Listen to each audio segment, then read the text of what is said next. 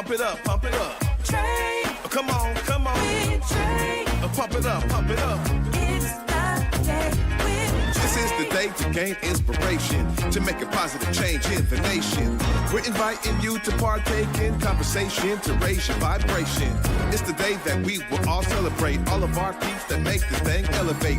Watch the negative fade away, cause it's the day with Trae.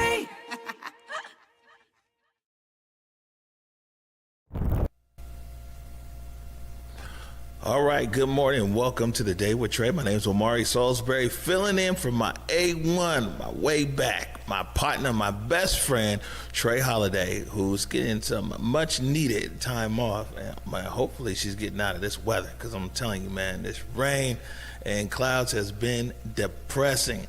We got a great show lined up for you today. Before we hop into it, though, I know like on some of our other platforms here, you guys have been following the election and the election results last week. It's a lot to unpack there. We're not talking about that this morning, though, but we do appreciate all the feedback, man. You know, our sites have just kind of been inundated with traffic, whether it's pictures or articles, video, and everything else. It kind of really shows that you guys are appreciating our election coverage. And now that the election is over, we're not so spread out. We start focusing in on these individual candidates, man, and seeing what they're going to deliver and how they're going to deliver for us and everything else. So also big shout out to everybody who voted, excuse me, and especially here in the city of Seattle or wherever you voted. But if you're here in the city of Seattle, now you see. We say every year, we're like, yeah, your vote counts, your vote matters. People want to play it to the side. We made all these commercials and everything. Go vote, go vote. Oh, man, my vote don't count. Well, my friend, this year for mayor for the city of Seattle, your vote counted. Or for all of you guys that didn't vote, which was a ton of people, man, you were the difference. So if you voted for Wilson, then your vote was the difference.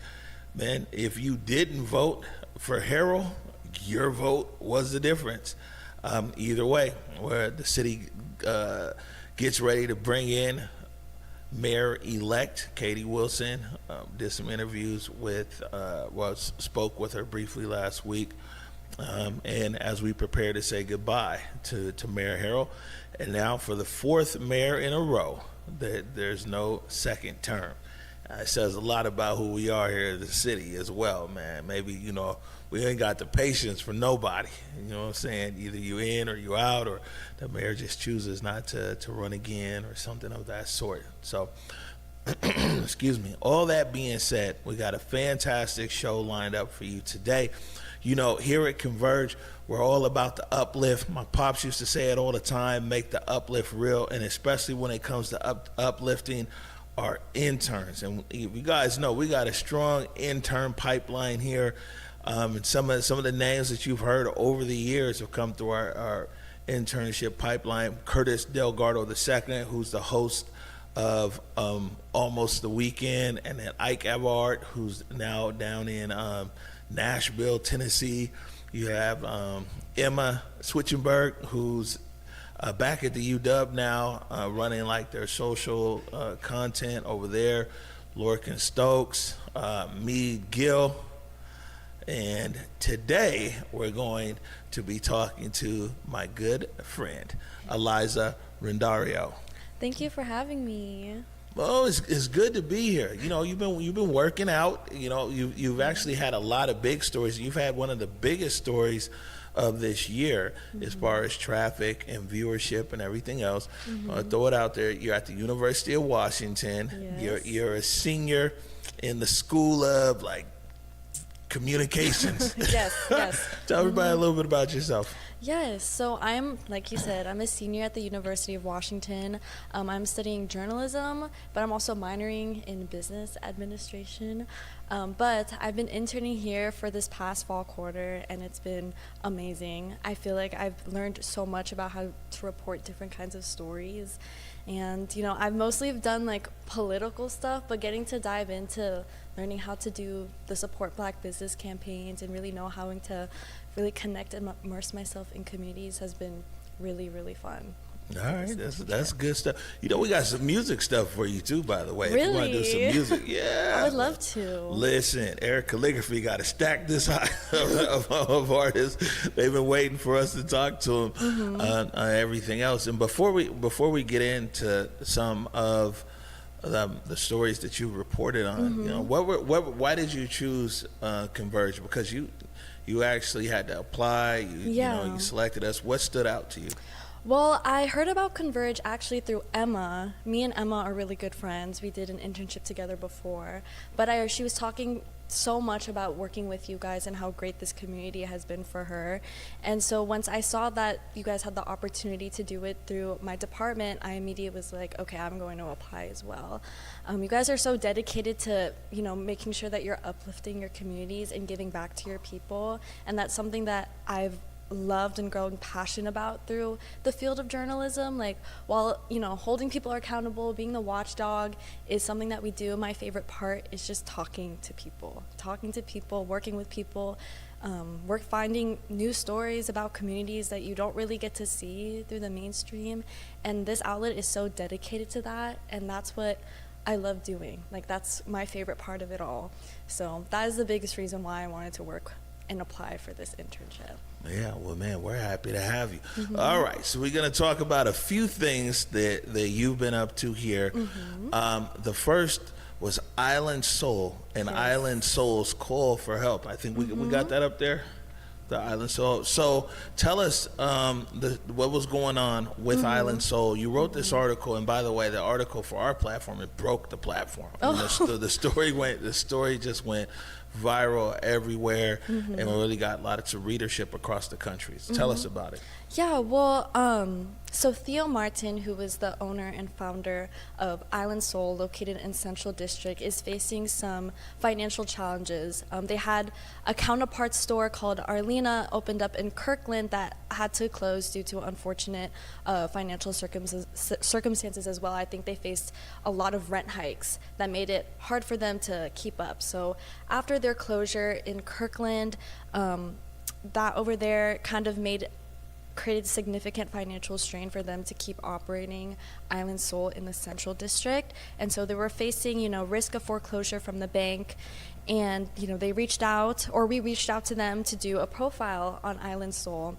And it was great. I got to talk to Theo directly about his story, about how it's become a family-owned business from, you know, his father's barbecue joint to what it is now, and how it's become such a staple to the Central District community. I also got to talk to a bunch of his customers, his very loyal customers. I had multiple people like flood my inbox of reasons why they loved Island Soul, and going through all those messages was such heartwarming to hear. And it was just like a great experience learning about a restaurant that I personally didn't know of before, but seeing how many people like fell in love and love this place and go there on the daily. It was just really nice. It brought like a whole new light to me, I feel like, about Central District and the Seattle community. So now, as your editor, I only have one correction for you, because you know these people serious about their neighborhoods. Oh, yes. So I consider that Columbia City. Columbia City. Yeah, no, it's Yes, I'm so sorry. There you go. See, on air apology. That's the best thing you can do. But yeah, it's in, you know, the story that you helped amplify is that the bank is trying to take it all. They want him to sell his current building and even sell his home, and so he's trying to seek relief from that, and actually put a GoFundMe and things in the article, right? Yes. He was just not even just asking for like support, but just help finding solutions in order to, you know, navigate how to work with the bank. You know, because for him, it's like they know that they're not like, you know, how can I articulate this? For him, it's important that they're not just asking for help or asking to receive money, but like finding a way where community can come together in order to save something that's so special to them. Right. Theo has a long history of supporting community, to be honest with you. And it was many, many moons ago. I actually came back from the East Coast. I was living in Virginia Beach. But me and my family came back couldn't find a job, and he had a staffing company, which he still has right now. Really? Wow. Yeah, and I couldn't find a job. And Theo said, "Man, just come out with me." And actually, the company is located in Kent, and I lived in the Central District. Man, he'd give me a ride down there every day. You know what I'm saying? And to get me to a point to get on my feet. And so, you know, I'm glad that we're able to get the word out and make people aware of what's going on Island. So I got a feeling you might be checking back in with him in a few months and seeing how it's going. Yes, he gave me a call like immediately after the story was published, and just, you know, was thanking us Converge Media for producing that story, and that was incredibly rewarding to hear. So yes, everybody go check out Island Soul. Oh, there it is. Now the next one here, we won't be able to hear it here, but the viewers will be able to see and hear it.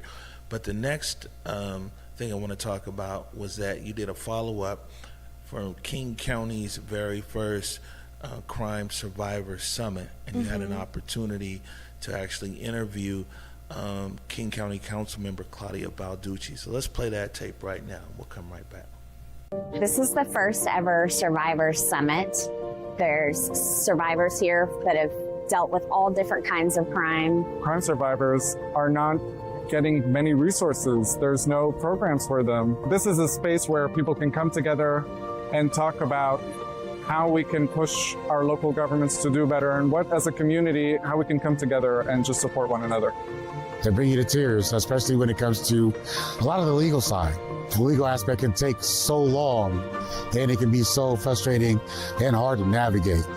Meaningful interventions so that we don't see this happen over and over again. To prioritize not just their voices, but their calls to action on what more we need to be doing. Community people, government entities, people in high power positions, what they can do to make change. And we had lost so many people in our community and knew so many parents in our community that were suffering the same situation that we were. Any survivor, whether it's me or anyone else, has the opportunity to share the truth of their actual experience. It's powerful testimony, and it does make somebody in a position like mine feel just like we need to go back to work and figure out how we do better for the folks who need us. Just being there for people and lifting them up. As government, we need to do our job to make sure that we're providing services that people and survivors need. All right, Eliza. So right there, people saw like a snippet of that story. The whole story is actually about 5 minutes long. I actually shot that one. I really thought that it was important for the survivors of crime to actually be uplifted. And now you had an opportunity to follow up with Council Member Claudia Balducci, represents like Bellevue and a lot of the East Side, and actually put an article together. I think Eric probably has an overlay of that too. So tell us what that was like. Yeah, so I had the opportunity to interview directly with King County candidate Claudia Balducci, and it was great. I interviewed her right here in this studio. It was a quick, asked a couple questions, and she gave really good responses, saying that she is committed to making sure that supporters and survivors of those of violent crime are getting the resources that they need.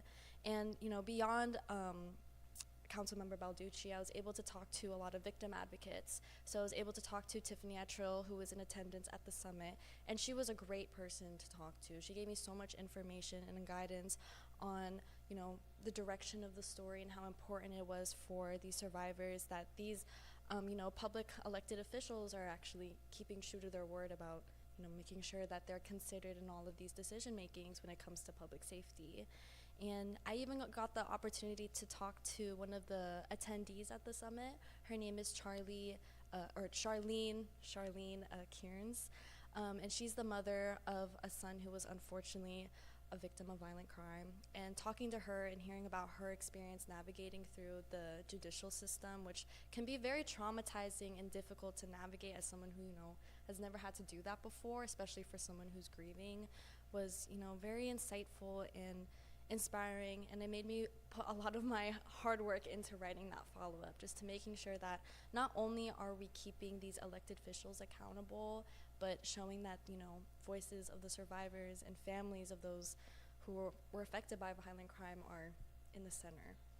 Wow, that's what's up. Yeah, I mean, it's difficult. It's almost impossible for a real sincere person to be in that space and really talk to survivors of crime and advocates and everything else, and not come away with a different perspective or understanding. Yeah. And so, you talked to Balducci.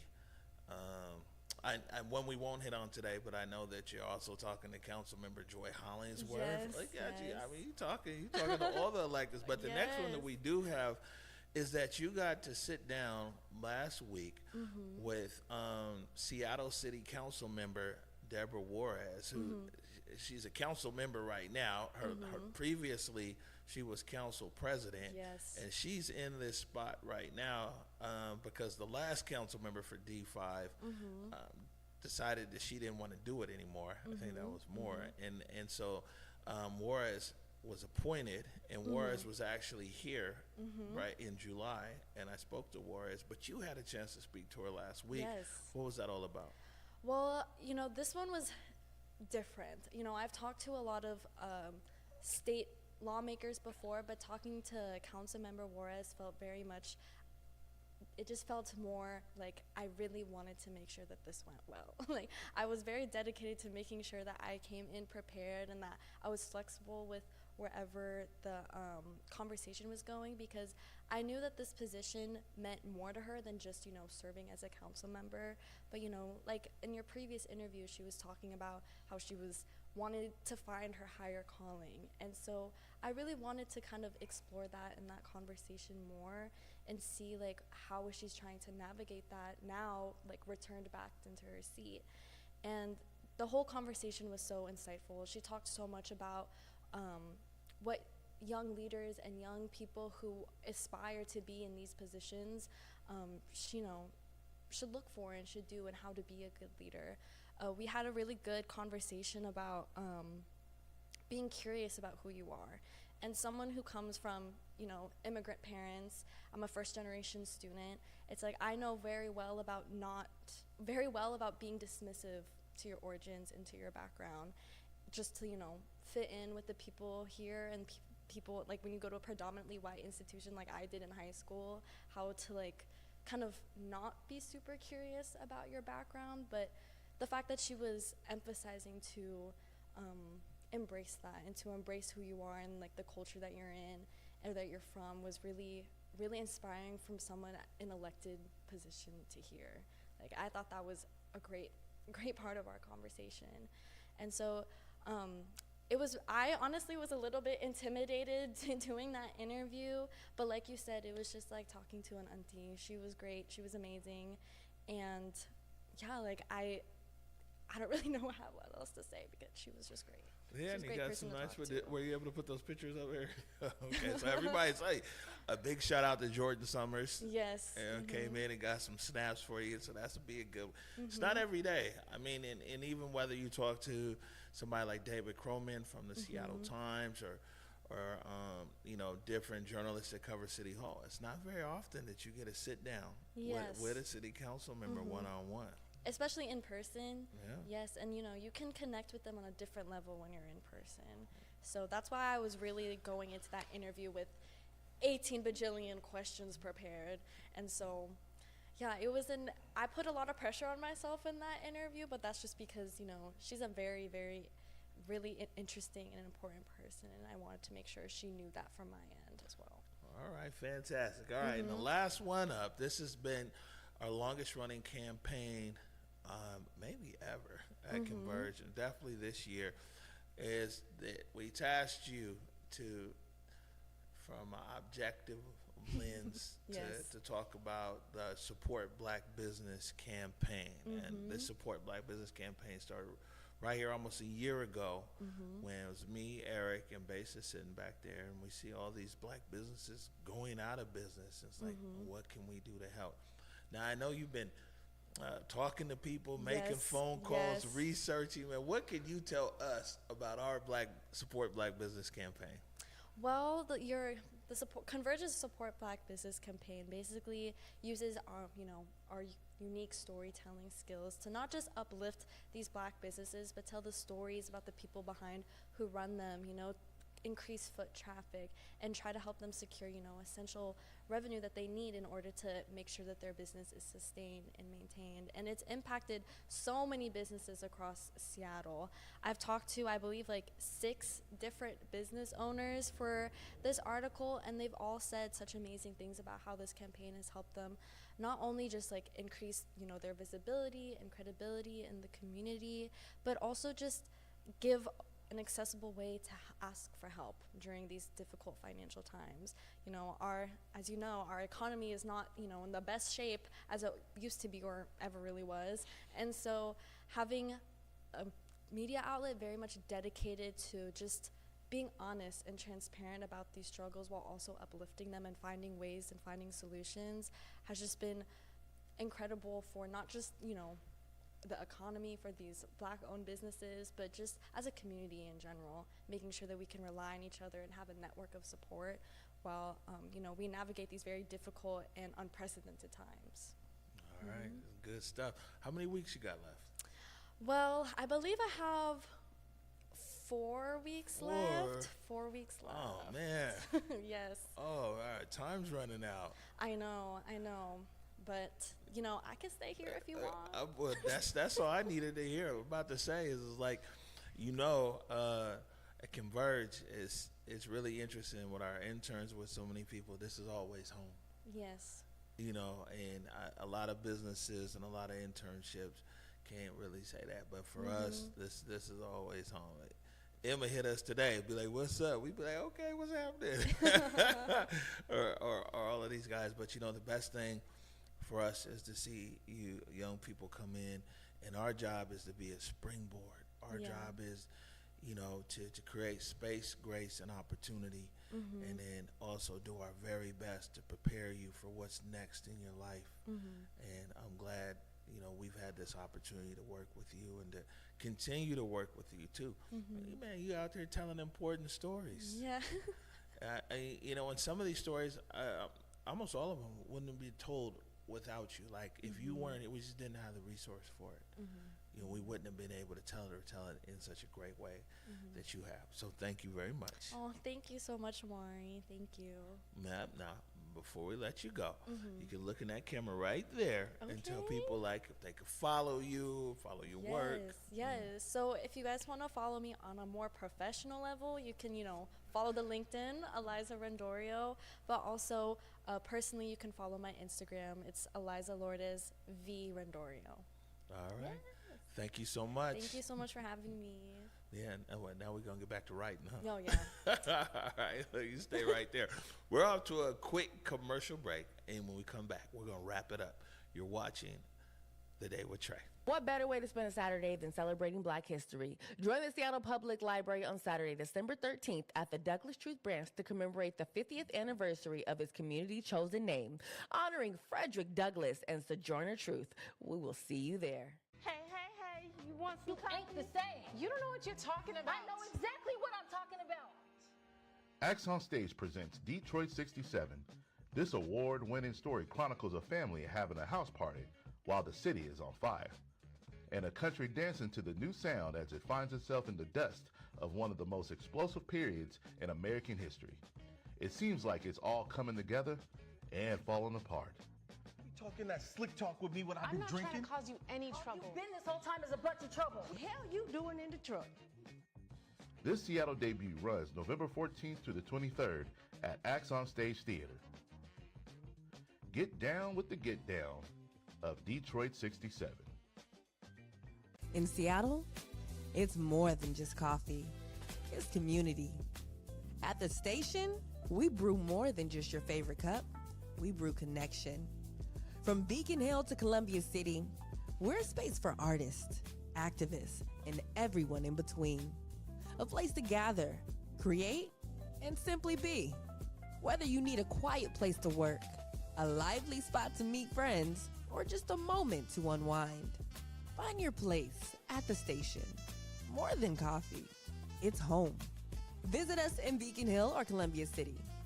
The station, where community happens. All right, welcome back to the Day with Trae. You know, we got so many shows over. I keep it a buck though. Like, we're definitely not gonna cut. We're not gonna be like, oh, count me in again and everything else. That's a blessing. Look how many shows I got bouncing around in my head right now. You feel me? Like, it's amazing. But look, we're gonna get out of here for today. But tomorrow, a fantastic show lined up. Tuesday, we've got Dr. Jason Clark, Executive Director for Northwest Credible Messenger, in the building. Going to talk about all the work that they've been doing, especially like the barber and beauty shop program, the peer counseling program. We talked about that a lot earlier this year, and also see what's on the horizon with them. So, and then on Wednesday, we've actually got Gabe Galanda, indigenous rights lawyer. You guys might remember Gabe, and his fight was the impetus for our Emmy-nominated film. I picked up an Emmy nomination earlier this year, Nooksack 306, where we talked about the enrollment of the Nooksack tribal members up on the Nooksack reservation near Bellingham. So he'll also be here later on this week as well. So really, really good week. Excited for it. And man, on that note, I'm gonna get out of here. Go forward. No, I'm not cutting. Well, we're right now. You'll keep it. You keep it. Anyways, I'm gonna catch you guys tomorrow. We having too much fun behind the set. I'm out of here. Peace.